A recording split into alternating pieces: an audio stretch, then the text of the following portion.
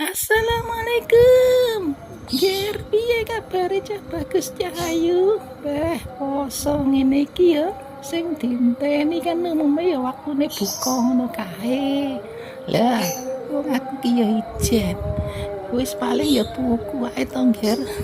Paling tahu isi ya siji loro. Wis ngono gawe teh anget. Lah yo ngono to mayar. Lah ngono iki mesti nek kapan tuku bakule iki lho mesti curhat. Piye to Mbah ngene iki jarene bakul tahu isi 10 cara ora payu siji ya ilang batine jare iki ngono. Lah 10 ki lho Mbah jarene payu 4 mung 5 terus piye?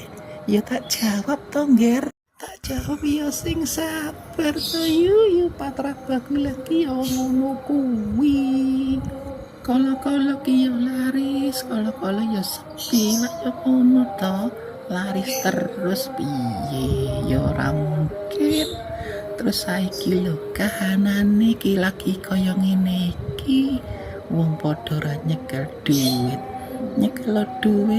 wong saiki apa-apa ki kone larang golek duit angel mesti do ngati-ngati lek oleh blujo lah yo rantek ya panggabati tak omongi ngono bakule bati piye Mbah ya bati mangan dhewe mangan dagangane dhewe tinimbang tuku to.